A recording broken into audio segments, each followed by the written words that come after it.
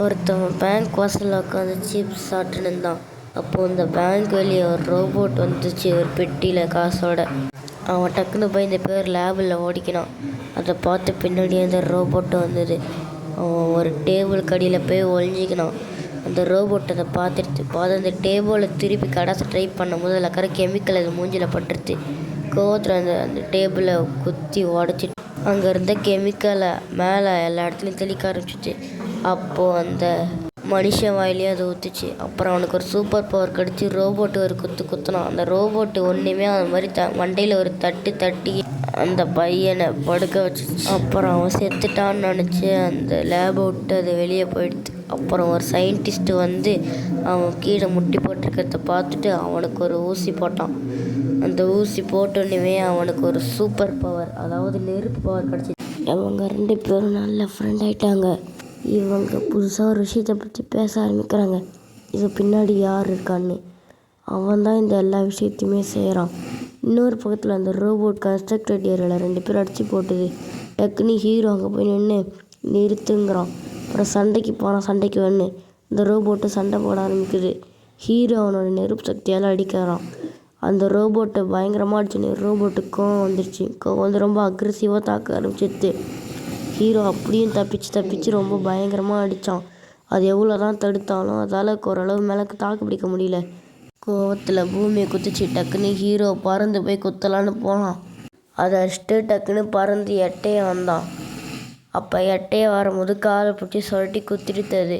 திரும்ப பவரால் அடிக்க வரும்போது இங்கே சரிப்பட்டு வராதுன்னு சொல்லிட்டு ஸ்பேஸ்க்கு பயந்து ஓடிட்டான்.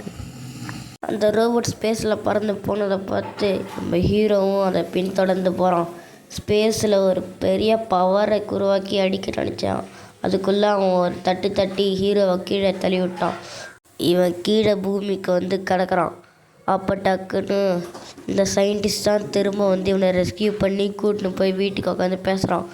உன்னால் அவனை தனியாக தோக்கடிக்க முடியாது, உனக்கு இன்னொரு சக்தி தரேன், அந்த இன்னொரு போர்ஷன் தரான் நெருப்பு பவர் மாதிரியே, அதை குடித்தா அவனுக்கு இன்னும் பவர் கிடைக்குங்கிறான். அது கேட்டு இவனும் வாங்கிட்டா போட்டு குடிச்சிட்டான்.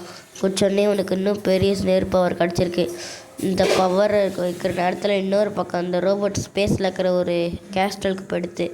இவன் ட்ரைனிங் எடுத்துகிட்டு இருக்கிறான் பூமியில். அப்போ அந்த சயின்டிஸ்ட் அவனுக்கு ஒரு ஊசி கொடுக்குறான், அவனுக்கு இன்னும் பவர் கொடுக்குன்னு. அதை போட்டோன்னே அவனுக்கு ஒன்றும் மேவலை. அப்படியே இன்னொரு தரணுன்னு இன்னொன்றுலாம் வேணான்னு கோவப்பட்டு அவனே தனியாக போய் ரோபோட்டை கொள்ளன்னு மேலே வந்துட்டான் ஸ்பேஸுக்கு. கடைசியாக நம்ம ஹீரோ ஸ்பேஸ்க்கு வந்துடுறாரு.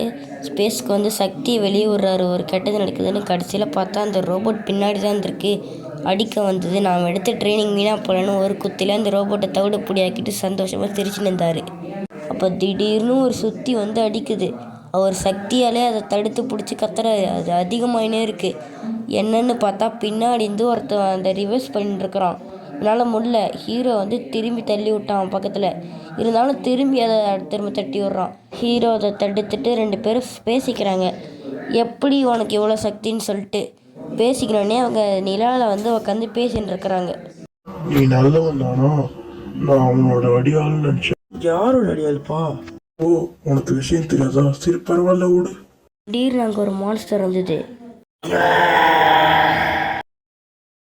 அந்த மான்ஸ்டரை அடித்தோடனே அந்த மான்ஸ்டருக்கு ரத்தம் தெரித்து அவன் அப்படியே அங்கே காணாம போயிட்டான். அதாவது மறைஞ்சிட்டான். அப்படியே அடியில் பறந்துட்டான். அதை பார்த்து பின்னாடி இருக்கிற நம்ம தலைவன் கோவமாய் அடிச்சிட்டான். நம்ம ஹீரோ ஷாக்கில் கேட்குறான், ஏன் என்ன அடிச்சேன்னு. அதுக்கு அவன் என்ன எதுவும் கேட்காத, நீ எதுவும் பேசாத அப்படி சொல்லிட்டு பறந்து போயிட்டான். அதை பார்த்துட்டு செம்ம கோவம் வருது ஹீரோக்கு. அவனை பின்தொடர்ந்து ஹீரோவும் போனான். அப்புறம் ஹீரோ ரொம்ப தனிமையாக ஃபீல் பண்ணான். பொறுமையாகவே ஸ்பேஸை கடந்து போயிருந்தான். அவன் ரொம்ப சோகமாக இருந்தான். ஒரு இடத்துல நின்றுட்டு அவன் பவரை கம்மி பண்ணி யோசிச்சு பார்த்தான் அவன் கூட எப்படிலாம் இருந்தோன்னு. கடைசியில் ஷாக் ஆகிட்டு அவன் கண்ணு முன்னாடி ஒரு விஷயம் வந்திருக்கு.